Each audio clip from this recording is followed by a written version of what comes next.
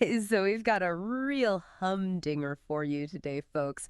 We're talking about a sitting mayor, not just any mayor, right? This is New York City we're talking about. And this guy, he might be facing federal charges. It's like something straight out of Hollywood. You guys sent in this article from BBC News, and, well, it's a doozy. It's all about Mayor Eric Adams. And let me tell you, things aren't looking so hot under the bright lights of the big city. We're talking allegations, investigations, the whole shebang.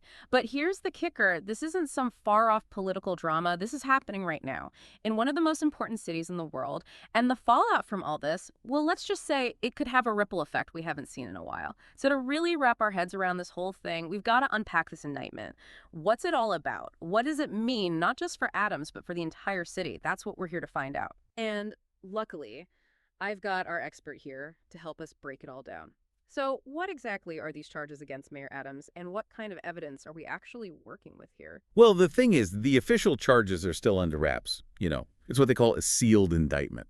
Basically, they keep the juicy details under lock and key until a certain point in the legal process. But, and this is important, this BBC article, and they've got a pretty good track record, let me tell you, it suggests that the whole thing hinges on campaign finance violations. Okay, so for those of us who don't speak lawyer, what does that even mean? So in a nutshell, we're talking about the money trail behind Adams' mayoral run back in 2021. Did his campaign play by the rules when it came to those big old campaign contributions? Or was there something, well, let's just say a little less than kosher going on? So we're talking potentially illegal donations, backroom deals, that sort of thing. Bingo. And here's where it gets really interesting. This isn't something that just popped up out of nowhere. Remember those raids and phone seizures earlier this year? Oh yeah, those are big news. Right. And they involved some pretty high-up folks in Adams' circle staffers. Even his fiancée got dragged into it. Well, this indictment, it's starting to look like the grand finale to all those investigations. It's like watching those crime shows, where all the little pieces of the puzzle start falling into place. So what you're saying is this wasn't just a random accusation. This has been simmering for a while now. You got it. Months and months of investigations all culminating in this. All right, so we've got a sealed indictment, whispers of campaign finance violations, and a trail of breadcrumbs leading back months. What's the mayor's take on all of this? Because let's be real, this guy's not exactly known for holding back, right? You'd say that again. The man came out swinging. Oh, I actually have a clip of that statement. Want to hear it? Let's see what Mayor Adams has to say for himself. Plays audio of Adams' video statement proclaiming his innocence. Wowza. He did not hold back, did he?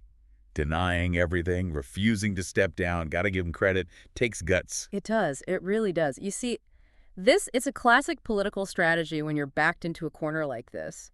You got to project strength, deny any wrongdoing, and hope like hell that the public buys it. And sometimes, believe it or not, it works. But it's risky. Oh, it's risky, especially when you've got some seriously powerful people calling for your head.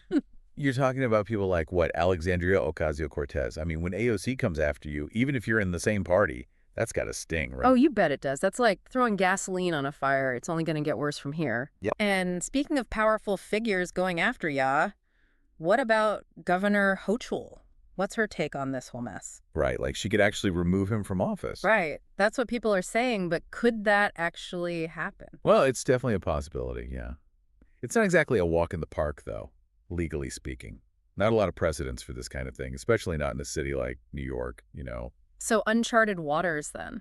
Pretty much. And when you're the one in the hot seat, uncharted waters can be pretty darn scary. You got that right. Yeah. And look, it's not just the political bigwigs turning up the heat, right? This scandal has already caused some serious shakeups in his administration. Oh, absolutely. We're talking resignations left and right. Big names, too. Exactly. The police commissioner, the school's chancellor, even some of his deputy mayors have jumped ship. It's like a mass exodus. Yeah. And that's what I'm talking about when I say this goes way beyond Adams himself.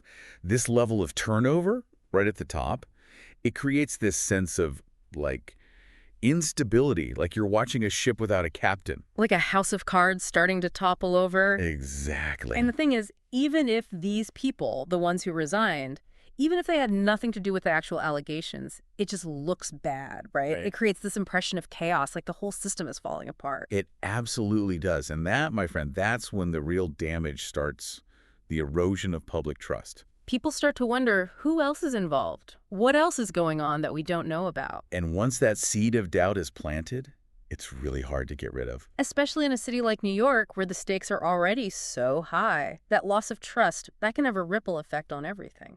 Oh, absolutely. Everything from like how the economy functions to public safety to like people's everyday lives, it's huge. So let's game this out for a second. Let's say Adams, he sticks to his guns, right? He keeps saying he's innocent, refuses to step down.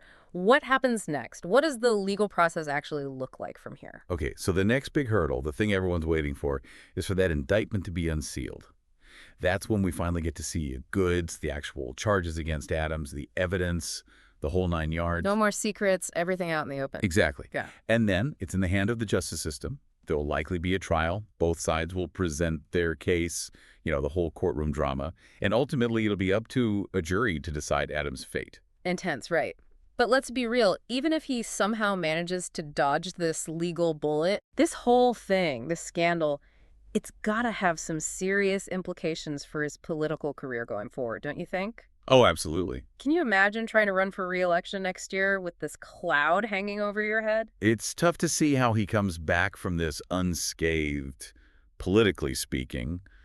The timing couldn't be worse, really. Yeah. New Yorkers are going to be heading to the polls in just over a year, and this is going to be fresh in their minds. It's like a political thriller in real time. Mm-hmm. But it's bigger than just one man's political career, isn't it? Oh, way bigger. This has the potential to completely reshape New York City politics as we know it. Absolutely. This is a game changer. So let's unpack that a bit. What are the long-term implications here?